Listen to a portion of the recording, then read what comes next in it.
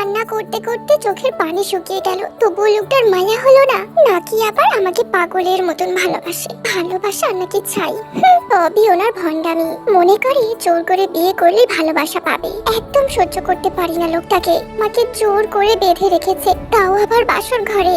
এমন বাসর যেন অন্য কোনো মেয়ের কপালে না জোটে। বিয়ের সময়ও হাত পা বেঁধে অনেক মেরেছে আমাকে, মারধর করে বিয়েটা করেই নিল। শয়তানটার জেদের কাছে হেরে গেছি আমি। ঘটনা শুরু হয়েছে 2 বছর আগে থেকে। আমি মাত্র 10ম শ্রেণীতে পড়ি। এই লোকটি প্রতিদিন আমার পিছু নিত। অনেকদিন তো ভাইয়াও দেখে ফেলেছিল। বাসায় এসে অনেক কিছু বলেছে আমাকে। লোকটার নাম জাংকুক, অনার্স শেষ করেছে। এখন আর লেখাপড়া করে না, কিন্তু মাস্তানি করে পুরো এলাকায় নাম করে ফেলেছে। তাই ভাইয়া ওকে দেখতে পারেন না। আমাকে অনেকবার ভালোবাসার কথা বলতো, কিন্তু আমি পাত্তাই দিতাম না। আমার সাথে অন্য কোনো ছেলে কথা বলতে সাহস পেত না ওনার জন্য। ওনার পরিবার খুব ভালো ছিল, তবু ওনাকে কখনো ভালোবাসতে ইচ্ছা যায়নি। এমন করে 2টা বছর চলে যায়। ওনার জ্বালায় অতিষ্ঠ হয়ে গেছি আমি। একদিন বিয়ের কথা বলতেই আমি ওনাকে একটা থাপ্পড় মেরে অনেক কিছু বলেছিলাম। সেদিন থেকে আমি ওনার চোখে রাগ দেখেছি। একদিন উনি আমাকে দেখা করতে বলেন, আর বলে উনি আমার কাছে ক্ষমা চাইবে, এটাই ওনার শেষ ইচ্ছে। অনেক কিছু ভেবে আমি রাজি হলাম। পরের দিন দেখা করতে গেলাম, কিন্তু উনি আগের মতোই আবার ভালোবাসার কথা বলতে থাকে। আমি রাগে চলে আসতে চাইলাম, ঠিক তখনই পেছন থেকে মুখটা চেপে ধরে। তারপর আমার আর কিছু মনে নেই। জ্ঞান ফিরতে দেখি লোকটা আমার মাথার কাছে বসে আছে। বুঝতে পারলাম উনি আমাকে ওনার কাছে নিয়ে এসেছে। আমি অনেক কান্না করি। প্রথমে উনি আমাকে অনেক বোঝায়, উনিও কান্না করেন, ভালোবাসার কথা বলেন। কিন্তু আমি যখন চিল্লাচিল্লি শুরু করি, তখন হাত পা বেঁধে প্রায় থাপড়াচ্ছিল। আমার 2টা গাল লাল হয়ে গিয়েছিল। আমি ফুপাতে ফুপাতে কান্না করতে লাগলাম। আমাকে আগে কেউ কখনো মারেনি। হয়তো লোকটার একটু মায়া হয়, তাই সরি বলতে থাকে। বিয়ের সব ব্যবস্থা করে ফেলেন উনি। ওনার বাসার কেউ জানেন না, শুধু ওনার মা একটু একটু জানে। এদিকে আমি বিয়ে করব না বলে কান্না শুরু করলাম। আবার সেই একই থাপড়ানি। এমন করে বিয়েটা করেই ফেললো লোকটা। ওনার থাপ্পড় খেতে খেতে আমার নাক মুখ ফুলে গেছে। উনি আমার হাত মুখ বেঁধে বসিয়ে রেখেছে। তোমার খুব কষ্ট হচ্ছে তাই না? ও, তোমার মুখ তো বাঁধা, তারাও খুলে দিচ্ছি। দেখো তো পাগলিটা কেঁদে কেঁদে চোখের কি অবস্থা করেছে। আপনার কি সত্যি কষ্ট হচ্ছে এটা দেখে? মানে তুমি কি বুঝতে পারো না আমার ভালোবাসা? ভালোবাসেন তাই না? হ্যাঁ, অনেক বেশি। জানো, ফুল দিয়ে এই ঘরটা আমি নিজের হাতে সাজিয়েছি, শুধু তোমার আর আমার জন্য। আমার জন্য তো অবশ্যই। আচ্ছা, আপনি আপনার এই ইচ্ছাটা মেটাতে আমাকে এখানে নিয়ে এসেছেন তাই না? কি বলছো তুমি এসব? আমি তোমাকে ভালোবাসিতে? যদি অন্য কোনো ইচ্ছা থাকতো তাহলে কবেই ইচ্ছাটা পূরণ করে নিতাম, কিন্তু আমি তোমাকে সারা জীবনের জন্য চাই। তাহলে এখনই এসব কেন? এখন তুমি আমার বউ আর আমি তোমার স্বামী। আমার সবকিছুতেই যেমন তোমার অধিকার আছে, তোমার সবকিছুতেও আমার অধিকার আছে। আপনি আমাকে কখনোই ভালোবাসেননি, শুধু ভোগ করতে চাইছেন। কি বললে তুমি? আপনি আমাকে ভোগ করতে চাইছেন? কি বললে আবার বলো? হ্যাঁ হ্যাঁ হ্যাঁ, আপনি আমাকে ভোগ করতে চাইছেন। লোকটা রাগের মাথায় আমার উপর ঝাঁপিয়ে পড়ে। আমি কান্নাকাটি শুরু করেছি। ওনার হাতে পায়ে ধরে ক্ষমা চাইছি। উনি কোনো পাত্তা দিলেন না। আমার চোখের পানির কোনো মূল্য নেই ওনার কাছে। এই প্রথম ওনার ভেতরে জানোয়ারটাকে দেখতে পেলাম। আমি কান্না করছি সারা রাত ধরে, আর উনি পড়ে পড়ে ঘুমাচ্ছেন, বদমাইশ কোথাকার। সকাল 8টা বাজে। লোকটা ঘুম থেকে উঠে দেখে আমি কান্না করছি। চুপ করো, আর কত? লা, এই মেয়ের চোখের পানি যে কবে শেষ হবে? এখনো খুব কষ্ট হচ্ছে তাই না? উফ, রান্না করতে যাও। ও আচ্ছা, তুমি তো আবার রান্নাও পারো না, আমাকেই করতে হবে। উনি গোসল করে রান্না শেষ করে আমাকে ডাকতে আসলেন। এই মেয়ে, কি সমস্যা তোমার? এখনো কান্না করছো কেন? পরপর 2টা থাপ্পড় মারলো। আমি একদম চুপ হয়ে অভাগীর মতো তাকিয়ে রইলাম। আমাকে টানতে টানতে বাথরুমে নিয়ে গেল। চলো, তোমাকে আমি গোসল করিয়ে দেবো। লুচ্চা, সব দেখার ধান্দা তাই না? মনে করেন কিচ্ছু বুঝি না। কিছু দেখার কি বাকি আছে নাকি? সব তো কালকেই। কুত্তা বেহায়া, আমি একা গোসল করতে পারবো জান? আচ্ছা করো। গোসল তো করলাম, কিন্তু এখন পরবো কি? বলছিলাম একটু শুনুন না। বলো। আমি কি পরবো? এই নাও, এই শাড়িটা পরে নাও। কি শাড়ি? কিন্তু আমি তো শাড়ি পরতে পারি না। আচ্ছা, আমি এসে পরিয়ে দিই। এই না না, আমি পরে নেব। কোন রকম শাড়িটা পেঁচিয়ে বের হলাম। জাঙ্কুক তাকিয়ে আছে অবাক দৃষ্টিতে আর মিটি মিটি হাসছে। আমি মুখ ফুলিয়ে বসে আছি। হঠাৎ আয়নায় চোখ পড়লো। হ্যাঁ, আজ সত্যি আমাকে বউ বউ লাগছে। কিন্তু জামাই তো আস্ত একটা জানোয়ার। ওকে জামাই বললে ভুল হবে, জানোয়ারটা একটা ধর্ষক। না জানি কত মেয়ের সাথে এমন আচরণ করেছে, কি জানি কত মেয়ের জীবন নষ্ট করেছে। উফ, ভাবতেই আমার গাটা শিউরে উঠছে। কিছু বললে যেভাবে থাপড়ায়, মনে হয় আগে মানুষের বাড়ি বাড়ি ঢোল বাজাতো। আজব মানুষ, ঢোল আর মানুষের মধ্যে কি তফাৎ বোঝে না। আর যাই হোক, এর সাথে আর একদিনও থাকা যাবে না, পালাতে হবে। যেভাবেই হোক, মানুষ চেষ্টা করলে সবকিছু পারে, সফল হতে না পারলে সেটা অন্য ব্যাপার। একটা কিছু প্ল্যান করতে, নয়তো এই শয়তানটার হাতে মার খেতে খেতে সারা জীবনটা নষ্ট হবে। শয়তানটা গেল কিনা দেখতে হবে। না, বাড়িতে তো নেই। আসলেই প্ল্যানটা অনুযায়ী কাজ করতে হবে। শয়তানটা আসার অপেক্ষা করি। গালে হাত দিয়ে বসে আছি। বড়রা বলতো গালে হাত দিলে জামাই নাকি মরে যায়, তাই আমি সেই চেষ্টাতেই আছি, যদি কাজে দেয়। প্রায় 40 থেকে 50 মিনিট পর আসলো সে। যা করার এখনই করতে হবে। ও মা গো! আরে শোনা, মা তো বাসায় রয়েছে, এত তাড়াহুড়ো করলে কি চলে? ওদের না হয় কয়েকদিন পর জানাবো বিয়ের কথা। আরে ভালো তো, আমি কি আপনার আম্মুকে দেখেছি? আমার শরীর খারাপ লাগছে, তাই কষ্টে আমার মাকে ডাকছি। তা কেমন শরীর খারাপ শুনি? আমার মাথা ঘুরছে আর বমি বমি লাগছে, আর হাঁটতেও পারছি না। বাহ, একদিনেই আমি বাবা হতে চললাম। বলতে হবে মাইরি, আমার পাওয়ার আছে। কে বাবা হবে? কিসের বাবা হবে? আমি বাবা হব তোমার বাচ্চার। বেশ আনন্দ লাগছে, দাঁড়াও মিষ্টি নিয়ে আসছি। আরে থামেন তো, আমার আবার কিসের বাচ্চা? হ্যাঁ কেন, মানুষের? তোর বাবা কিসব আজে বাজে কথা বলছেন। আরে আজে বাজে না, এইসব প্রেগন্যান্সি লক্ষণ। আচ্ছা আচ্ছা, তাহলে তো আমাদের সিওর হওয়ার জন্য ডাক্তারের কাছে যেতে হবে, তাই না? তা তো অবশ্যই, কিন্তু তুমি তো হাঁটতেই পারছো না, কিভাবে যাবে? আরে আমরা তো হেঁটে যাব না, গাড়ি করেই যাব। হ্যাঁ তা অবশ্য ঠিক বলেছো। আচ্ছা, বিকেলে তৈরি থেকেও ডাক্তারের কাছে নিয়ে যাব। আচ্ছা, বলো একটা, এত তাড়াতাড়ি কেউ প্রেগনেন্ট হয় না এটাও জানি না। বিকেল 4টার সময় লোকটা আমাকে নিতে এসেছে। তুমি রেডি বউ? হ্যাঁ চলেন। আরে আরে, তুমি হেঁটে কোথায় যাও? কেন, নিচে যাচ্ছি। তোমাকে কোথাও যেতে হবে না। মানে চলো। বোকা মেয়ে, হাঁটতে পারে না, আবার হাঁটতে এসেছে। আমি আছি কিসের জন্য? হ্যাঁ, কথাটা বলতে বলতেই আমাকে কোলে তুলে নিল। কোলে করে গাড়িতে নিয়ে বসালো আর রওনা দিলাম। লোকটা আগে থেকেই আমাকে বলে রেখেছে আমি যেন রাস্তায় চিল্লাচিল্লি না করি, করলে আমাকে পাবনায় রোগী বানিয়ে দেবে নাকি। আমিও ভালো মেয়ের মতো চুপচাপ বসে আছি। সুযোগ বুঝে কোপ দিতে হবে। আমি মনে সুখে গান গাইছি।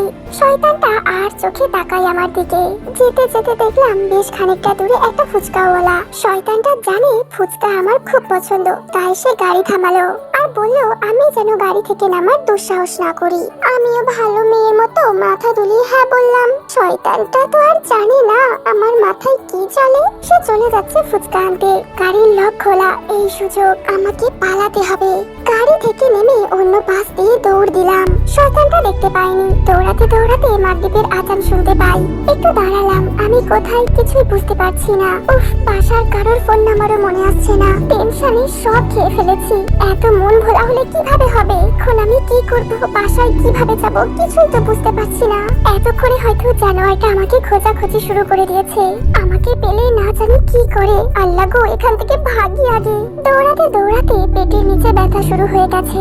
বেশ খিদে পেয়েছে। মানুষের কাছে জিজ্ঞাসা করতে করতে রেল স্টেশনে চলে গেলাম। স্টেশনটা চেনা চেনা লাগছে। হঠাৎ মনে পড়লো এটা চট্টগ্রাম রেল স্টেশন। 2 বছর আগে মামুর সাথে এসেছিল। ভেতরে গিয়ে দেখি এটাই লেখা ছিল। জানতে পারি ঢাকা যাওয়ার ট্রেন 10টার মধ্যে আসবে। আমাকে অপেক্ষা করতে হবে। এখন 8টা বাজে।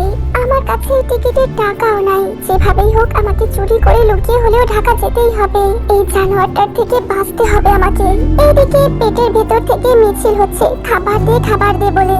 এত এত খাবারের ঝুড়ি নিয়ে বসে আছে লোকজন, আর আমি টাকার অভাবে খেতে পারছি না।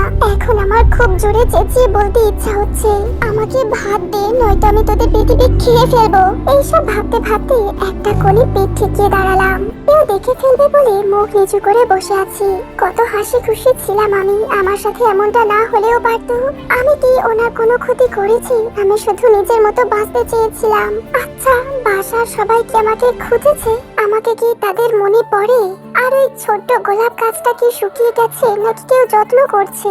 ভাবতে ভাবতে চোখে পানি চলে এসেছে। সবাইকে খুব মনে পড়ছে এখন। প্রচুর পানি পিপাসা পেয়েছে। ঘেমে নিয়ে একাকার হয়ে গেছি। এখন পানি খেতে না দিলে মনে হয় মরেই যাব। মাথা তুলতেই সে লাল লাল চোখগুলো আমার সামনে চলে এসেছে। আমার দিকে তাকিয়ে আছে এক দৃষ্টিতে। হাতে পানির বোতল, মনে হয় আমাকে পানির সাথে মিশিয়ে খেয়ে ফেলবে। লোকটা পানির বোতল আমার দিকে এগিয়ে এসে দিল। আমিও কিছু না বলে খেয়ে নিলাম, কারণ আর 5 মিনিট আমি পানি না খেলে হয়তো মরেই যেতাম। কি পানি খাওয়ার সাথে সাথে আমার মাথা ঘুরছে কেন? কিছু বলার আগেই আমি পড়ে যাচ্ছিলাম, কেউ একজন ধরে ফেললো। এরপর কি হলো আমি কিছুই বুঝতে পারিনি। নিজেকে আবিষ্কার করলাম অন্ধকার রুমে, সেই লাল টুকটুকে চোখের সামনে। চোখগুলো আমার দিকেই তাকিয়ে আছে। আমি ভয়ে কাচুমাচু হয়ে বসে আছি আর ভাবতে লাগলাম আজকের ঝড়ের নাম কি দেওয়া যায়। এমন রাগি রাগি মুখ দেখে আমার তো হিসু পেয়ে গেছে। ওহ নো, এখন আমি যে কি করি এটা তো বলাও যাবে না। পরিবেশ খুব গরম এখন। প্রায় 5 মিনিট পর নীরবতা ভেঙে লোকটা আমাকে 4-5টা থাপ্পড় দিল। লুকোচুরি খেলা খুব মজার, তাই না? আরো কিছু খেলতে মন চাইলে বলো, দুজনে খেলি। আমি কে? কানের নিচে আরো 2টা দিলে তারপরে মনে পড়ে যাবে তুমি কে। আচ্ছা আচ্ছা, নিজেকে খুব চালাক ভাবো তাই না? তুমি কি ভেবেছিলে তুমি আমার থেকে পালিয়ে গেছো? আমি না চাইলে তুমি এই বাসা থেকে বেরই হতে পারবে না। আমি শুধু একটু গেম খেলেছি তোমার সাথে, আমি জিতে গেলাম, তুমি হেরে গেলে। এখন তো সারা জীবন তোমায় আমার সাথেই থাকতে হবে সুইটহার্ট। ভালোবাসি খুব বেশি, জোর করে কখনো ভালোবাসা পাওয়া যায় না। চাইলেই পাওয়া যায়। আপনি আমাকে কষ্ট দিয়ে নিজে সুখী হতে পারবেন? তুমি আমাকে কষ্ট দিয়ে সুখী হতে পারলে আমি কেন পারবো না? আপনার কি আমার প্রতি কোনো মায়া নেই? সবাই নিজে সুখী হতে চায়, তুমিও চাও, আমিও চাই, তাই আমি নিজেকে সুখী করার চেষ্টা করছি। তবে তোমার জন্য আমার মনে যা আছে সেটা ভালোবাসা, অন্য কিছু না। আমি যে আপনাকে ভালোবাসি না, আমি তো ভালোবাসি খুব খুব খুব বেশি। তাই জান, আমার থেকে দূরে থাকার কথা ভুলেও মাথায় এনো না। গালটা ফুলে গেছে তোমার, আর কখনো এমনটা করো না লক্ষ্মীটি। রাগ হলে যে নিজেকে কন্ট্রোল করতে পারি না। আমি যে তোমার রাগী জামাই, আমার বউটা। বলেই লোকটা মিটমিটিয়ে হেসে হনহনিয়ে রুম থেকে বেরিয়ে যাচ্ছে। এদিকে আমি দুগালে হাত দিয়ে অভাগীর মতো বসে আছি। উফ, কত বড় কপাল, সকাল সন্ধে আমাকে থাপড়ানি খেতে হচ্ছে। অনেক রাত হয়ে গেছে, কিছু একটা খেতে হবে। পেটের ভেতর যুদ্ধ শুরু হয়ে গেছে। থাপ্পড়ে কি আর পেট ভরে? আস্তে আস্তে নিচে নামতেই দেখলাম লোকটা খাবার নিয়ে উপরে আসছে। লোকটা যে কিভাবে বোঝে আমার কখন কি লাগবে, আমাকে দেখেই হাত ধরে রুমে নিয়ে আসলো। নিজের হাতে খাইয়ে দিতে লাগলো ঠিক আম্মুর মতো করে। কেমন যেন মুখ ভরা মায়া আর মায়া। না না তে, তোর এসব ভাবলে চলবে না। ভুলে যাবি না এই মায়াবী চেহারার পেছনে একটা জানোয়ারের রূপ আছে। হঠাৎ করেই রাগ হতে লাগলো আমার। এখান থেকে চলে যান, আমার আর খিদে নেই। ও বলে আমার আদুলি রে, মনে হয় আবার রাগ হয়ে গেছে। তুমি এত রাগ কোথায় রাখো বলো তো? পেটের ভেতর। হায় আল্লাহ, এই কি সর্বনাশ হলো আমার। এই পেটে আমার বাবু হাঁটাহাঁটি করবে। এর মধ্যে রাগ থাকলে সেও তার মায়ের মতো রাগী হবে। তখন আমার একুল ওকুল কোনো কুলই থাকবে না। বাবুটা ঠিক আমার মতো হবে বুঝলে, যেন লোকজন দেখলেই বলে বাপ কা বেটা। কথাগুলো দাঁতে দাঁত চেপে শুনছি আমি। অনেকক্ষণ একা একা বকবক করে নিচে গিয়ে আবার রুমে আসলো। এই বউ, কি গো, ওই শোনো না, কি হয়েছেটা কি? আমার না খুব প্রেম প্রেম পাচ্ছে। তাহলে কি আমি নাচবো? আহ, এমন করো কেন বউ? তো কি করব? দাঁড়াও বলে আলমারি থেকে একটা নীল রঙের শাড়ি নিয়ে আসে। নাও, এটা পরে আসো তো। পারবো না। কি বললে তুমি? না মানে পড়তে পারি না। চলো আমি পরিয়ে দিচ্ছি। না না, একাই পড়তে পারবো। রাত তখন প্রায় 3টে হবে। আমি শাড়ি পরে রুমে এলাম। লোকটা তো দেখি লুচ্চা লুচ্চা চোখে দেখছে আমাকে। উফ, অসহ্য। আস্তে আস্তে কাছে আসতে থাকে। আমি পেছনে যেতে যেতে দেওয়ালে পিঠ থেকে যাই। মনে মনে হাই আল্লাহ করতে লাগলাম। লোকটা একটু নিচে ঝুঁকে নাকে নাক লাগিয়ে বলল, খেলা শুরু করা যাক। আমি ধাক্কা দিয়ে বিছানায় ফেলে দিলাম। ভয়ে ঘামতে শুরু করলাম আমি। না না না, আমি কিছু খেলবো না, আমি ঘুমাবো। আমাকে একা ঘুমাতে দিন। সুইটহার্ট, প্রথমত এই খেলা তোমার ইচ্ছেতে নয়, আমার ইচ্ছেতে হবে। আর দ্বিতীয়ত, তোমাকে বিয়ে করেছি তোমাকে একাকে ঘুমাতে দেওয়ার জন্য নয়। এখন আসো, আমার কাছে আসো আমার আদুলি। আপনার মতো জানোয়ারের সাথে আমি এক বিছানায় ঘুমাবো না। তোমার কি ভালো কথায় কখনো কাজ হয় না? আমার খারাপ রূপটা বের করতে বাধ্য করো কেন সোনা? চুপচাপ এখানে চলে এসো। যা করার করে নিন, আমি চলে যাচ্ছি। বলেই ঘুরে দাঁড়িয়েছি অন্য রুমে যাব বলে। অমনি জানোয়ারটা পেছন থেকে চুলটা ধরেছে। আহ, কি করছেন এসব? লাগছে আমার, ছাড়ুন। ভালো কথায় তোমার কাজ হয় না তাই না? আজকের কথা সারা জীবন মনে রাখবে সোনা। সব সময় জানোয়ার বলো। আজ না হয় জানোয়ারের আচরণটাও দেখবে। চোখগুলো লাল টুকটুকে হয়ে গেছে। এই চোখে কোনো মায়া নেই। ভয়ানক সেই রূপ বিছানায় ছুঁড়ে ফেলে দিল আমাকে। আমি বারবার দরজার দিকে দৌড়ে যাচ্ছিলাম। একটা সময় আমার পায়ে একটা কিছু দিয়ে বেশ জোরে আঘাত করে। আমি আর্তনাদে চিৎকার করে উঠি, কিন্তু এই চিৎকার শুনবার কেউ নেই। এখন আর দৌড়াতে পারছি না। হ্যাঁ, এটাই মানুষ রূপী জানোয়ার যে আমাকে ভোগ করার জন্য জন্য ঝাঁপিয়ে পড়েছে। তার প্রতিটি চুম্বন যেন কামড়ে পরিণত হচ্ছে, রক্তের দাগ পড়ে যাচ্ছে। প্রতিটি চুম্বনে আমি ব্যথায় চিৎকার করে উঠি। এখন লোকটার কানে যেন কিছুই প্রবেশ করবে না। সে যেন মাতাল হয়ে পড়েছে। নিজেকে খুব অসহায় মনে হচ্ছে আমার। আজানের ধ্বনি শুনে সে ছেড়ে দেয় আমাকে। ঘুমিয়ে পড়ো আদুলি বলে গভীর ঘুমে তলিয়ে যায় লোকটা।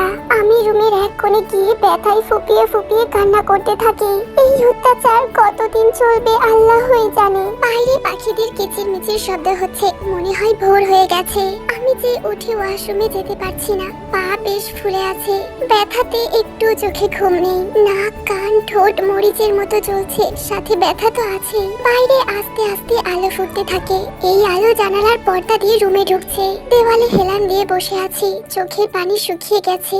এখন আর চোখ থেকে পানি পড়ছে না। 8টা বেজে গেছে। আমি খেয়াল করলাম রাতে আমাকে ফুলদানি দিয়ে আমার পায়ে আঘাত করেছে। ফুলদানিটা মেঝেতে ভেঙে পড়ে আছে। রাতে লাইট অফ থাকায় বুঝতে পারিনি কি দিয়ে আঘাত করেছিল। হঠাৎ লোকটা নাড়াচাড়া করে ওঠে, চোখ খুলে পাশে তাকালো। আমাকে বিছানার পাশে না পেয়ে তাড়াতাড়ি উঠে বসলো। সারা রুমে চোখ বোলাতে থাকে।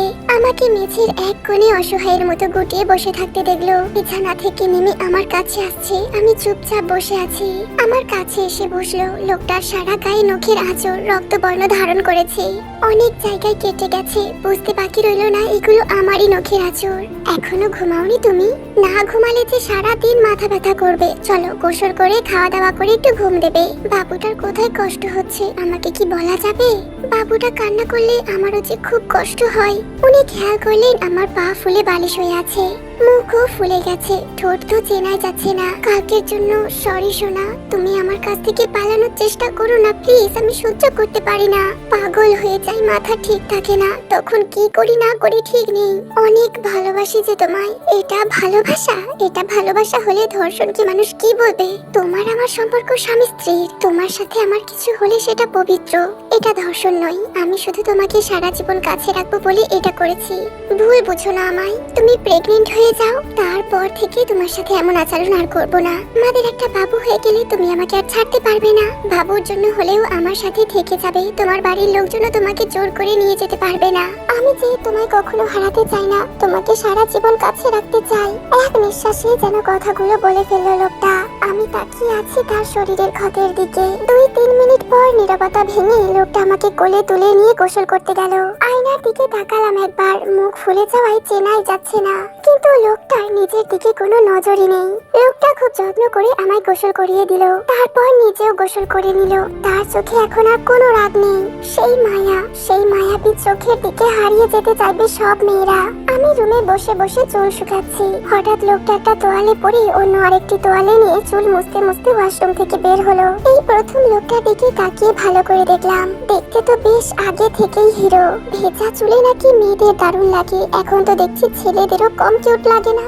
ভাবতে ভাবতে চোখ পড়লো লোকটার বুকের দিকে। লোমে ভরা ছিল বুকটা। ইচ্ছা করছে গিয়ে একটা চিমটি কেটে দিই। আমি বারবার আর চোখে তাকাই লোকটার দিকে। সে এখনো ব্যাপারটা লক্ষ্য করেনি। ইস্তি, তুই দেখি লুচ্চা মেয়ে হয়ে গেছিস। ছি ছি, কি লজ্জা। আমি মনে মনে হাসতে থাকলাম। রাতের কথা আমার কিছুই মাথায় নেই। এখন কি ঘটছে আমি তো এই ভাবনাতেই মরি। কিছুক্ষণ পর আমার সামনে কোমরে হাত দিয়ে দাঁড়ালো লোকটা। আমি তো ভয়ে শেষ। না জানি আবার কি করলাম। এই যে পিচ্ছি, এত বেলা হলো এখনো কি খিদে পায়নি আপনার? খিদে তো সে কখনই পেয়েছে। তো ফ্রিজে তো খাবার রাখাই ছিল। আমার পা? ও সরি সরি, দাঁড়াও আমি খাবার নিয়ে আসছি। না, আমি নিচে যাব। তবে তোমার পা? পায়ে হেঁটে কেন যাব? আপনি কোলে করে নিয়ে যান। বাবা, আমার বউ তো আমার থেকেও বেশি রোমান্টিক। কথাটা বলতেই আমি একটা ভেঙচি কেটে দিলাম। লোকটা আমাকে কোলে তুলে নিয়ে যাচ্ছে। আমি তার শরীরের গন্ধ নিচ্ছি। আমাকে নিয়ে টেবিলের সামনে বসালো। অনেক খাবার সাজানো আছে টেবিলে। উনি নিজের হাতে নাকি আমার জন্য রান্না করেছেন। না, লোকটা অতটাও খারাপ না। শুধু রাগ হলে জানোয়ার হয়ে যায়। এটা ছাড়া সবকিছু ঠিক আছে। উনি নিজের হাতে খাইয়ে দিচ্ছেন আমাকে। আর ছোটবেলার গল্প জুড়ে দিলেন। আমিও মন দিয়ে শুনছি। আর ওনার ছোটবেলার দুষ্টু দুষ্টু দুষ্টু কাণ্ড শুনে দুজন হাসতে হাসতে লুটোপুটি খাচ্ছি। লোকটাকে এখন পুরোপুরি বাচ্চা বাচ্চা লাগছে, যেন খুব নিষ্পাপ নতুন নতুন ভালো লাগা তৈরি হচ্ছে। কিন্তু আমি তা বুঝতেই পারছিলাম না। খাওয়া দাওয়া শেষ করলাম। বাসায় কয়েকজন কাজের জন্য বয়স্ক মহিলা আছে, ওরা গ্রামের, খুব মিশুক। ওদের সাথে গল্প করতে খুব ভালো লাগে আমার। লোকটার কি জানি একটা কাজ পড়ে যাওয়ায় আজকে নাকি সন্ধ্যা হবে। সবাইকে বলে যাই আমার খেয়াল রাখতে। আমি সারাদিন বাড়িটা ভালো করে দেখলাম, বেশ বড় সড়ো একটা বাড়ি। এটা নাকি আমার শ্বশুর আমার স্বামীর জন্য বানিয়েছেন। লোকটা আর আগের মতো নেই, আগে বখাটে ছিল। দেখলেই মনে হতো লোকটার কি বাড়ি ঘর নেই, এইভাবে রাস্তায় রাস্তায় ঘুরে বেড়ায়। এখন চাকরি করে, নিজেকে গুছিয়ে নিয়েছে। সন্ধ্যা 7টার দিকে তিনি বাড়ি ফিরলেন। আমি বসে বসে পা নাচিয়ে ওই আন্টিদের সাথে টিভি দেখছি। আমাকে দেখে মনেই হচ্ছে না কেউ আমাকে এখানে আটকে রেখেছে। ওনার হাতে বড় বড় দুইটা টেডি, সাথে অনেকগুলো চকলেট আর আইসক্রিম। ওইগুলো দেখে আমার মুখে হাসি ফোটে, কিন্তু কাউকে বুঝতে দিইনি। একটা আইসক্রিম আর কতগুলো চকলেট আমার কাছে রেখে বাকিগুলো ফ্রিজে রেখে দিলাম। একসাথে ডিনার করে ওনার আগে চুপচাপ রুমে গেলাম। আমি চোখ বন্ধ করে আছি, যেন উনি বুঝতে পারেন আমি ঘুমিয়ে গেছি। কিছুক্ষণ পর তিনি এসে পাশে বসে আমার মাথায় হাত বুলিয়ে কপালে একটা চুমু দিয়ে বলল, খুব ভালোবাসি বউটাকে, কিন্তু বউটা কেন যে বোঝে না।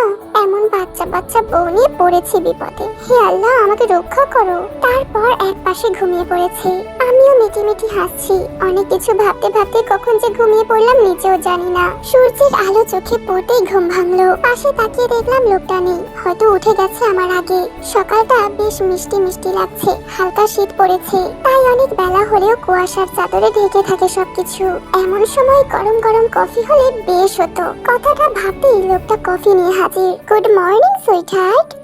কি ব্যাপার, সকাল সকাল ভেঙচি দিলা কেন? রাগ, আমি রেগে আছি। চোখ মুখ দেখে বুঝতে পারেন না নাকি?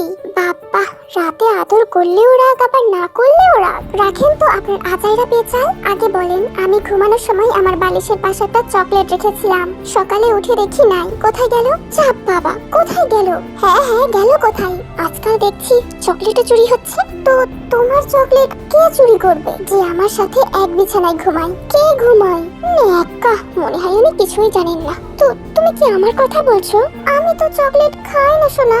আর আমি কি আমার জানের চকলেট খেতে পারি? কেন, আপনার কি মুখ নাই যে খেতে পারবেন না? আহা, বোঝো না কেন? তোমার চকলেট খেলে আমার ডায়রিয়া হবে। তুমি যেভাবে অভিশাপ দাও আমায়, তোমার চকলেট খাবার সাহস বাবা আমার নেই। চকলেটের তো হাত পা নেই যে দৌড়ে পালিয়ে যাবে। অবশ্যই আপনি খেয়েছেন, হয়তো ঘুমন্ত অবস্থায় খেয়েছেন, তাই এখন মনে করতে পারছেন না। কি, তুমি আমাকে ঘুমন্ত চোর বানিয়ে দিলে? শেষ পর্যন্ত বউয়ের কাছ থেকে এই মিথ্যা অপবাদ শুনতে হলো। হে আল্লাহ, আমি আর বাঁচতে চাই না, নিয়ে যাও আমাকে। হয়েছে হয়েছে, এত ঢং করা লাগবে না। কি করবো তাহলে? আজকে আমার জন্য আরো বেশি করে চকলেট নিয়ে আসতে হবে। যথা আজ্ঞা ম্যাডাম। এইবার কিন্তু চকলেট চুরি হলে আমার বাবা দায়ী নেই। হ্যাঁ, আমি আবার এত বোকা নয়। এইবার সব চকলেট গুলো গোপন জায়গায় লুকিয়ে রাখবো। পিচ্ছি হলে কি হবে, মাথায় বেশ বুদ্ধি। বিড়বিড় করে কি বললেন? হ্যাঁ, না না, কফিটা মনে হয় ঠান্ডা হয়ে গেছে। যান, গরম করে নিয়ে আসুন। এত শখ করে বিয়ে করলাম, কই বউ আমাকে একটু আদর করবে? তা না, নিজেই বউ সেবা করে মরছি। আবারও কিছু বললেন মনে হয়। না না না, তুমি ফ্রেশ হয়ে আসো, আমি এক্ষুনি গরম করে নিয়ে আসছি। ওয়াশরুমে গিয়ে হাসিতে লুটোপুটি খাচ্ছি। মিথ্যা অপবাদ দিয়ে বেশ বোকা বানিয়ে ফেললাম লোকটাকে। আসলে আমার চকলেট আমি নিজেই খেয়ে ঘুমিয়েছি। আর দোষ পড়লো নিষ্পাপ রাখি জামাইটার উপরে। বেটাকে এইভাবে জব্দ করতে হবে। একটু একটু ভালো লাগা তৈরি হচ্ছিল। ফ্রেশ হয়ে নিচে নামলাম। নিচে গিয়ে দেখি ওনার ছোট বোন জিমিন এসেছে। জিমিন খুব মিশুক একটা মেয়ে, আমরা একসাথে লেখাপড়া করেছিলাম। ওকে দেখে গল্প জুড়ে দিলাম। একসাথে লাঞ্চ করলাম তিনজন। উনি বিকালে অফিসে যাবার জন্য তৈরি হচ্ছে। এমন সময় জিমিন তার ভাইয়ার কাছে বায়না ধরেছে শপিং এ যাবে। ভাইয়া, আমি শপিং করতে যাব, কাল নিয়ে যাব। না, আজই যাব। কিন্তু আমার তো অফিসে একটা জরুরি কাজ আছে। তাহলে আমি ভাবির সাথে যাই। লোকটা অন্য কিছু বলতে পারলো না, জানে বোনটা কষ্ট পাবে, আর উনি ওনার বোনকে খুব ভালোবাসেন। ঠিক আছে, ভাবিকে নিয়ে যা। তারপর উনি আমার কানের কাছে আস্তে আস্তে বললেন, আর তুমি একদম ভুলেও পালানোর চেষ্টা করো না। তোমার দিকে সবসময় আমার লোকেরা নজর রাখে শোনা। আমিও মাথা নেড়ে ঠিক আছে জবাব দিলাম। বিকালবেলা আমরা বেরিয়ে পড়লাম শপিং এর উদ্দেশ্যে। আমি আর জিমিন মন ভরে শপিং করতে থাকলাম। আমার জন্য কয়েকটি শাড়ি আর থ্রি পিস, আর ওনার জন্য শীতের জন্য একটা চাদর কিনেছি। খুব ভালো লাগছে। শপিং মল থেকে বেরিয়ে গাড়িতে উঠতে যাবো এমন সময় কাইয়ের সাথে দেখা। একসাথে এক স্কুলে লেখাপড়া করতাম আমরা, বেস্ট ফ্রেন্ড ছিলাম। কলেজে উঠে আলাদা হয়ে যাই, অনেক দিন পর দেখা, দেখতে পেয়ে জড়িয়ে ধরলো। এটা শুধুমাত্র একজন বন্ধুর মতোই, যার মধ্যে অন্য কিছু ভাবতে পারিনি আমি। ওর সাথে প্রায় 1 ঘন্টা কফি শপে কথা বললাম, সাথে জিমিনও ছিল। সেই ছোট্টবেলার পুরনো দুষ্টুমির কথা জুড়ে নিলাম আমরা। 6টার দিকে বাসায় পৌঁছাই। বাসায় গিয়ে সবাইকে আমাদের শপিং দেখালাম। ঠিক 7টার সময় উনি বাসায় পৌঁছালেন। আমি আর জিমিন টিভি দেখছি। উনি আমাদের দিকে তাকালেন না, সোজা উপরে নিজের রুমে চলে গেলেন। সেটা নিয়ে অতটাও মাথা ঘামাইনি আমি। 10:30 বাজে। আমি আর জিমিন সিরিয়াল দেখছি। উপর থেকে একবার জোরে চেঁচিয়ে লোকটা বলল, "তে রুমে আসো তো।" আমি এই কথাই কোনো পাত্তা না দিয়ে নিজের মতোই টিভি দেখছি। 30 থেকে 35 মিনিট পর লোকটা নিচে নেমে আমার সামনে এসে দাঁড়ালো। চোখ মুখ রাগে লাল হয়ে আছে। আমি এই রাগের কারণ খুঁজে পেলাম না। আমি এখনই উপরে যেতাম। কথা শেষ হতে না হতেই ঠাস ঠাস করে দুটো থাপ্পড় মারলো। জিমিন ভয়ে কাঁপছে। ওকে ধমক দিয়ে রুমে পাঠিয়ে দিল লোকটা। আমার চোখে পানি টলটল করছে। কিছু না বলেই আমার চুলটা টেনে ধরলো। একবার একটা কথা বললে সাথে সাথে সেটা তোকে করতে হবে। ভালো করে মাথায় ঢুকিয়ে নে কথাটা। আমি চুপ হয়ে আছি, কারণ এই রাগের কারণটা আমি বুঝতে পারছি না। লোকটা আমার চুলের মুঠি ধরে টেনে টেনে উপরে নিয়ে গেল। আমার সাথে তুই সুখী না, এটা আগে বললেই পারতিস। তোর গায়ে অনেক জ্বালা আমি না হয় মিটিয়ে দিতাম। আমি তো কাপুরুষ না, তুই সেটা ভালো করেই জানিস। তোর শপিং করা তো 5টার সময় শেষ হয়ে গেছে, তাহলে বাড়িতে 6টায় ফিরলি কেন? কি হলো, কোনো উত্তর নেই? হ্যাঁ, আজকাল ছেলেদের সাথে বেশ চড়াচড়ি করতেও মন চাই তোর। কি রে, পর পুরুষের সাথে করতে পারলে নিজের স্বামীর সাথে পারবি না কেন? অন্যের বিছানায় যেতে পারলে আমার বিছানায় তোর এত সমস্যা কেন? আমার মুখে কোনো কথা আসছে না। মানুষের ভাবনা এত নিজ কিভাবে হতে পারে? এত খারাপ চিন্তা ভাবনা। এই লোকটা কিভাবে আমাকে ভালোবাসতে পারে? সকালে এক রূপ আর রাতে এক রূপ, ঘন্টায় ঘন্টায় রূপ পরিবর্তন হয়। আমার মাথাটা ঘুরছে। চুপ কেন তুই? কিছু বল। তোকে যে কি করতে ইচ্ছা করছে আমার। এই আমার কি নেই যা ওই ছেলের মধ্যে রয়েছে? কি হলো বল? তোর শাড়িটা টেনে ছিঁড়ে ফেলেছে? কোথায় কোথায় হাত দিয়েছে বল? তুই তো এখন অপবিত্র হয়ে গেছিস, তোকে এখন পবিত্র করতে হবে। আমি কিছু বলতে চেয়েও বলতে পারিনি, শুধু অবাক হয়ে দেখছিলাম মানুষটাকে। একটা মূর্তির মতো দাঁড়িয়েছিলাম আমি। লোকটা আমাকে টেনে ওয়াশরুমে নিয়ে গেল। রাত 12টা বাজতে চললো। ঝর্ণার নিচে দাঁড় করিয়ে ঝর্ণা ছেড়ে দিল।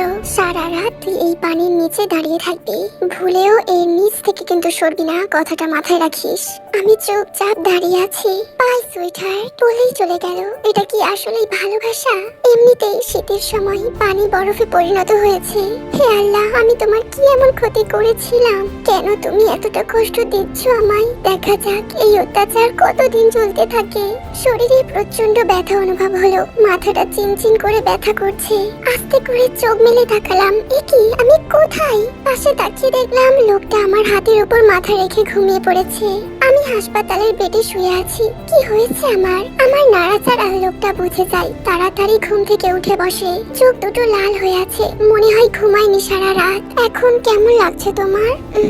ভালো, কিন্তু আমার কি হয়েছিল? সকালে উঠে দেখি তুমি জ্ঞান হারিয়ে ফ্লোরে পড়ে আছো। কাল রাতের জন্য আই এম সো সরি। আর কখনো হবে না সোনা, আমার ভুল হয়ে গেছে। আমি তো বাজে মেয়ে, তাই এমন ব্যবহার পেতেই হয়। এটা আপনার কোনো দোষ নেই। আহা, এমনটা বলো না লক্ষ্মীটি। তুমি খুব ভালো, খুব মিষ্টি, আমার আদরের বউ। হ্যাঁ, খুবই আদরের, খুবই ভালো, আমি জানি। আচ্ছা, তোমার জন্য একটা সারপ্রাইজ আছে। কি সারপ্রাইজ? বাসায় ফিরলেই দেখতে পারবে। আমি এখনই যাব বাসায়। কি ব্যাপার, আগে তো আমার কাছ থেকে পালাতে চাইতে, আর এখন আমার কাছে তাড়াতাড়ি আসতে চাইছো? ভালোবাসা হয়ে গেছে মনে হয় বাবুটার। আমাকে একটু একা থাকতে দিন প্লিজ। আচ্ছা, তুমি রেস্ট নাও, আমি ডাক্তারের সাথে কথা বলে আসছি। বলেই চলে গেল। কিছু একটা ভাবতে লাগলাম। এমন সময় জিমিনের আগমন। তোমার তো ভাগ্য খুব ভালো ভাবি, আমার ভাইয়াটা যে বউ পাগল হয়ে গেছে। মানে তোমার তো 2 দিন কোনো জ্ঞানই ছিল না। এই 2 দিন ধরে ভাইয়া কিছু খেলোই না, একটু ঘুমাইওনি, শুধু তোমার পাশে বসেছিল। কখন তোমার জ্ঞান ফিরবে এই আশায় ভাই আমার প্রেমে পাগল হয়ে গেছে। কথাটা বলেই মিটি মিটি হাসছে জিমিন। আচ্ছা ভাবি, পাশের কেবিনে কে ভর্তি আছে জানো? না তো জানি না। কে? সেই যে দেখা হয়েছিল না, কাই। সে আবার হাসপাতালে ভর্তি কেন? চলো দেখি কাইয়ের কাছে। তোমার শরীর এখন কেমন? হাঁটতে পারবে তো? হ্যাঁ, এখন তো বেশ ভালো লাগছে, হাঁটতে পারবো। চলো। আস্তে আস্তে করে পাশের কেবিনে গেলাম। এ কি, কাইয়ের এই অবস্থা কি করে হলো? একটা পা উপরে ঝুলানো, সারা গায়ে ব্যান্ডেজ। আমি গিয়ে পাশে বসতেই কাই চোখ খুললো। আমাকে দেখে ভয়ে কাঁপতে লাগলো। আমি মাথায় হাত দিতেই বলে উঠলো, তুই আমাকে ধরিস না আম্মা। আগে জানলে আমি কখনো তোর দিকে তাকিয়ে কথাও বলতাম না। তুই আমার আম্মা, আব্বা, দাদি, নানি সবকিছু। মাফ কইরা দে খালা আম্মা। কি রে, মাথায় প্রবলেম হয়েছে নাকি তোর? কি বলিস এসব আবল তাবল? বোন রে, আমার থেকে দূরে থাক, না হলে তোর জামাই আমাকে জীবিত কবর দেবে। কথাটা শুনতেই মাথায় হাত চলে গেল আমার। হাই আল্লাহ, এই লোকটাকে যে কি করতে ইচ্ছা করে, কোনো কিছুর হুঁশ জ্ঞান নেই। রাগ হলে কি করে না করে নিজেও জানে না। অনেকক্ষণ ধরে বসে আছি বেডে, লোকটা আসলো। চলো সুইটহার্ট, তোমার যাবার সময় হয়ে গেছে। চলেন। আরে আরে, হেঁটে যাবে নাকি? হ্যাঁ, নয়তো কি হাসপাতালের ভেতরে গাড়ি এনে আমাকে গাড়ি করে নিয়ে যাবেন? আমি আছি কি করতে। বলেই কোলে তুলে নিল, নিয়েই আমাকে গাড়িতে বসালো। আমার তো কাইয়ের অবস্থা দেখে মাথায় আগুন জ্বলছে। আমি চোখ বড় বড় করে তাকিয়ে আছি লোকটার দিকে। আগো মা, এমন ভাবে তাকিয়ে আছো যেন আমাকে পানি দিয়ে গিলে খাবে। হ্যাঁ, খাবো। বুঝতে পারছি তোমার অনেক খিদে পেয়েছে। আমাকে খেও না প্লিজ, আমি তোমাকে ভালো ভালো খাবার রান্না করে খাওয়াবো আন্টি। আজে বাজে কথা বলবেন না। আগে বলুন, কাইয়ের এই অবস্থা কে করেছে? তোমার স্বামী। আচ্ছা, আপনি এটা কেন করলেন? আরে বাস, তুমি মেনে নিয়েছো আমি তোমার স্বামী? না, মানি না, আর কখনো মানবো না। আগে বলুন, আমার স্বামী এটা কেন করলো? তোমার স্বামী এটা মানতে পারেনি, তাই জন্য। কোনটা? ওই যে তার মিষ্টি বউটাকে কেউ জড়িয়ে ধরবে এটা। কাই আমার বেস্ট ফ্রেন্ড। ফ্রেন্ড বলে ঘষাঘষি করতে হবে, দূর থেকে কথা বলা যায় না। ওর ভাগ্য ভালো বলে হালকা মেরে হাসপাতালে ভর্তি করে দিয়ে এসেছি। দ্বিতীয়বার কেউ এমনটা করলে তাকে মেরেই ফেলবো। আমার বউকে স্পর্শ করা, হ্যাঁ, ভালো করে মজা বুঝিয়ে দেব।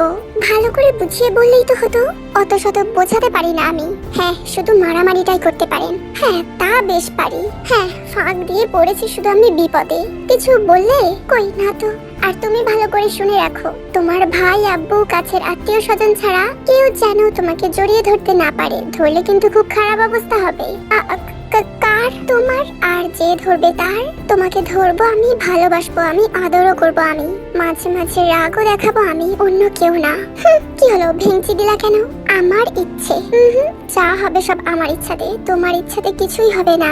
আর তুমি যে এখন আমার কাছে আছো সেটাও আমার ইচ্ছেতে। যদি আমাকে চুরি করে নেয় কেউ, পারবে না। তোমাকে কেউ নিতে পারবে না আমার কাছ থেকে। তুমি যে আমার নিঃশ্বাস, তোমায় ছাড়া বাঁচি কি করে বলো? খুব ভালোবাসেন? ভালোবাসে কিনা জানি না, কিন্তু তোমাকে আমার প্রয়োজন, খুব প্রয়োজন। ঠিক অক্সিজেনের মতো তুমি ছাড়া আমি অচল। তুমি নেই, আমি নেই। তুমি আছো, আমিও আছি। নীরব হয়ে দেখছি এই চোখে শুধু আমার জন্য ভালোবাসা নয়, আমাকে হারানোর ভয়ও আছে। আমাকে অন্য কারোর সাথে দেখলেই তার রাগ হয় খুব। এটাই হয়তো ভালোবাসা। আমাকে অন্য কারোর হতে দিতে চায় না সে। আমি কি শুধু তার? এইতে। হ্যাঁ, বলুন, তুমি আমাকে ভালোবাসতে পারো না কেন? আমার দোষটা কোথায়? আমাকে জোর করে আটকে বিয়ে করেছেন, আবার দোষ খুঁজছেন আপনি? অন্য ছেলে হলে রেপ করে ছেড়ে দিত। আমি তোমাকে ভালোবাসি বলে বিয়ে করে তারপর স্পর্শ করেছি। একই তো কথা। তোমাকে জোর করে স্পর্শ করার কোনো ইচ্ছাই আমার ছিল না তে। আমার একটা বাবু চাই, ঠিক তোমার মতো, সারা বাড়িতে নাচানাচি করবে, আমাকে আব্বু বলবে, তোমাকে আম্মু বলবে। বাচ্চাটা হয়ে গেলে সবকিছু তোমার ইচ্ছাতে হবে। তুমি যা বলবে তাই। তুমি যদি আমাকে ফ্লোরেও ঘুমাতে বলো, আমি তাই করব, প্রমিস। খুব ভালোবাসি তোমায়, এইসব তোমার আর আমার জন্যই করছি। লোকটার চোখে কত স্বপ্ন। সবকিছুই ঠিক আছে, শুধু রাগটাই একটু বেশি আমার আগে জামাইটার। মিটি মিটি হাসতে লাগলাম আমি। ওনার কথা শুনতে শুনতে বাড়ির সামনে পৌঁছে গেলাম। বাড়িতে ঢুকতেই আমি অবাক হয়ে গেলাম। বাসায় ঢুকেই যে এত বড় সারপ্রাইজ পাবো তা আগে ভাবতেই পারিনি। আমার সামনে আমার আম্মু, আব্বু, ভাইয়া, ওনার আম্মু আব্বুও বসে আছে। আমি গিয়ে আম্মুকে জড়িয়ে ধরে কান্না করতে লাগলাম। অনেকদিন পর তাদের দেখতে পেলাম, খুব ভালো লাগছে। আমাদের তো আগে বলতেই পারতিস মা, আমরা সব মেনে নিতাম। মানে কি বলছো আম্মু? তুই জাঙ্কুকে ভালোবাসিস, আমাদের আগে বললেই হতো। এইভাবে না পালিয়ে আমাদের বললে আমরা সুন্দরভাবে আয়োজন করতাম। আমার মাথার উপর দিয়ে যাচ্ছে সবকিছু। কি সব বলছি? আমি কিছু বলতেই যাব, এমন সময় লোকটা আমাকে টেনে উপরে নিয়ে চলে গেল। কি ব্যাপার, আমাকে জোর করে নিয়ে আসলেন কেন? ওদের কথা ভালো করে বুঝতেও পারলাম না। যাই, আমি শুনে আসি কি হয়েছে। ছাড়ুন আমাকে। কোথাও যেতে হবে না তে। আপনি তাদেরকে কি বলেছেন বলুন দেখি। না, আমি বলতে পারবো না। বলুন না প্লিজ। আচ্ছা, বললে কি দেবে? আমার কাছে তো কিছুই নেই, কি বা দেব? কিছু তো দিতেই হবে, নয়তো কিন্তু বলবো না। আচ্ছা আচ্ছা, দেব। কি দেবে শুনি? উফ, আমার কি লজ্জা করে না? বলে আমার লজ্জাবতী রে, বলতে এত লজ্জা পেলে দেবে কি করে? আগে বলুন তারপর দেব। আগে বলো কি দেবে, তারপর আমি বলবো। আমি একটা তুমি একটা কি? আমি একটা পাপ্পি দেব। ওলে বাবা লে, কোথায় কোথায় দেবে শুনি? দিলেই দেখবেন। এখন বলুন না কি বলেছেন ওদের। বলেছি আমরা দুজন 4 বছর ধরে প্রেম করছি। বাসার কেউ হয়তো মেনে নেবে না, সেই ভয়ে ওদেরকে না বলেই পালিয়ে গেছি। কি? কুত্তা, বিলাই, শয়তান! লোকটা হাসি শুরু করে দিয়েছে। আমি রাগে ওনার চুল ধরে টানছি। আরে আরে থামো তে, থামো।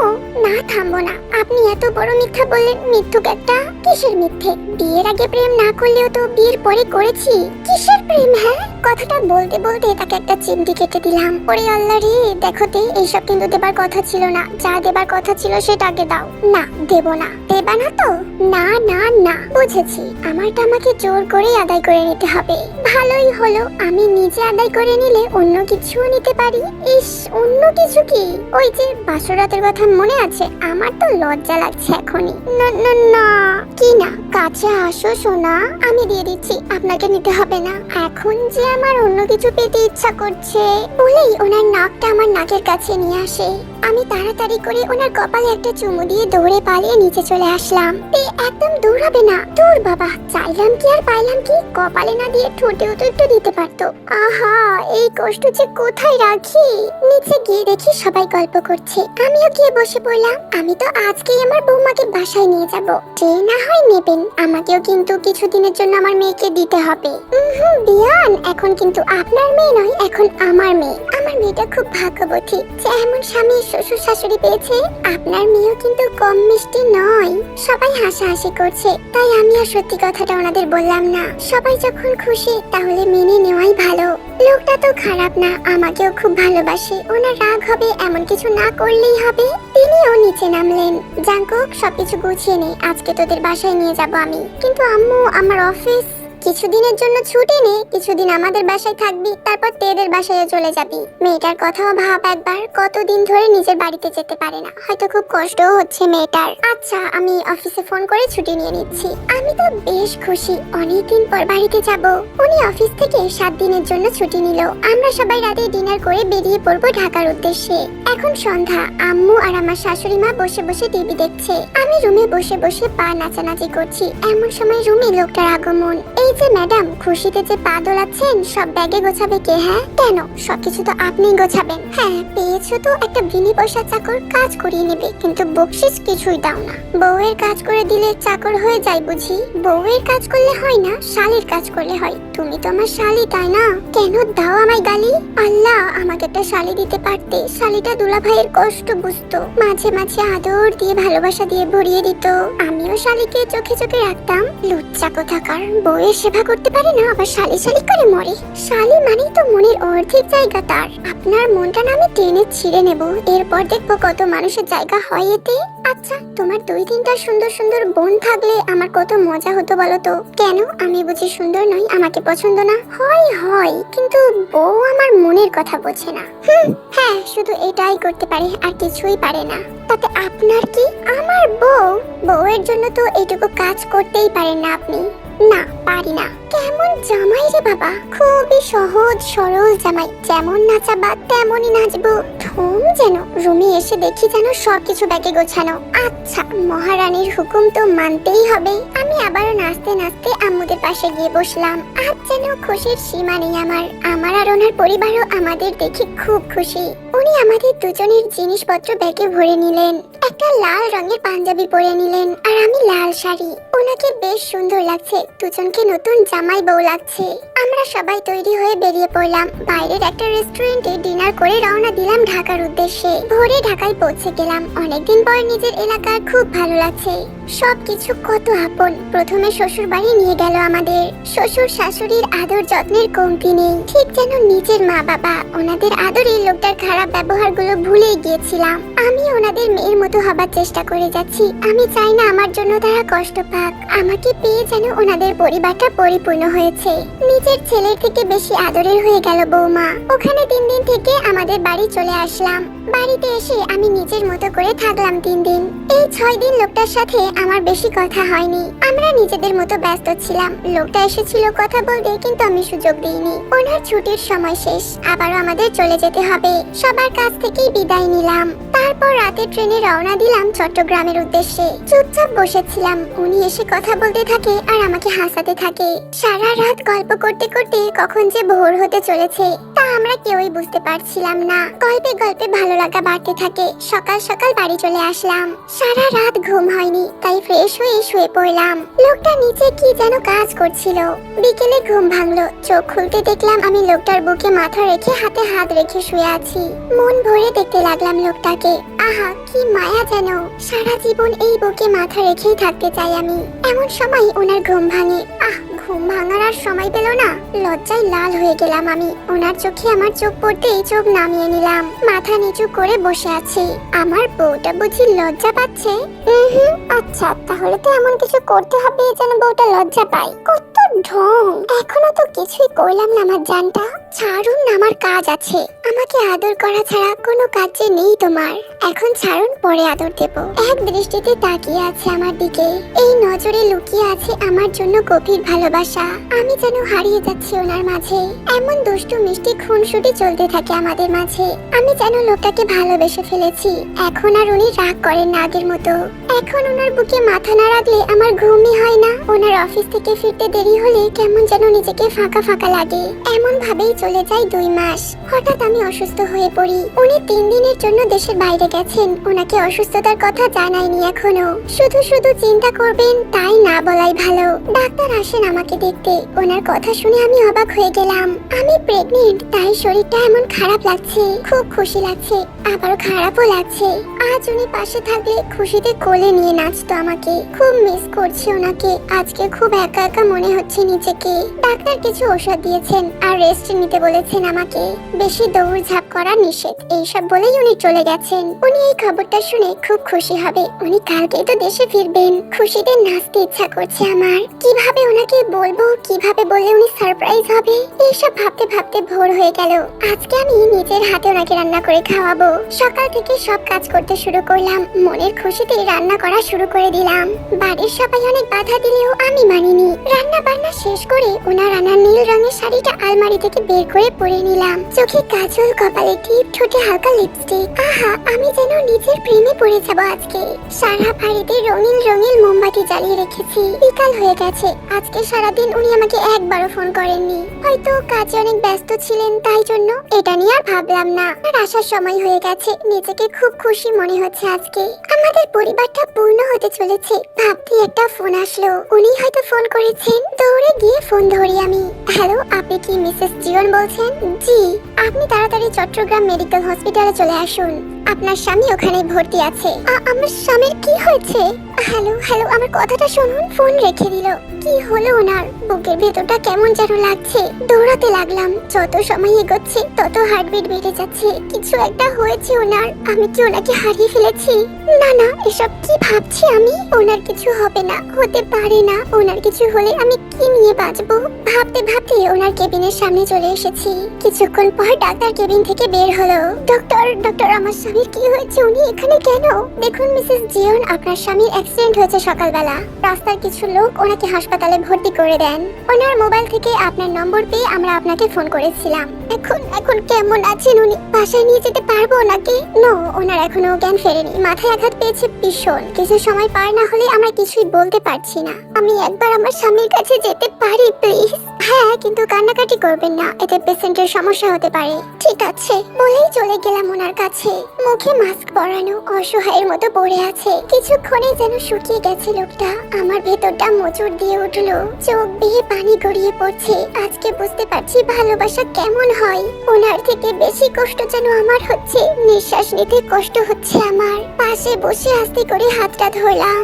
আমার একা থাকতে খুব কষ্ট হয়। আপনি বাসায় চলেন না, একা ঘুমাতে ভয় করে আমার। খুব অভিমান করে আছেন আমার সাথে, তাই না?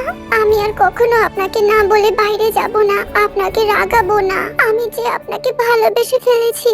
ওনার হাতটা আমার পেটের কাছে নিলাম। দেখুন, এটা আপনার গিফট। আপনার সন্তান পছন্দ হয়নি গিফট? দয়া করে একবার তো কথা বলুন। ওনার বুকের ওপর শুয়ে কান্নায় ভেঙে পড়লাম।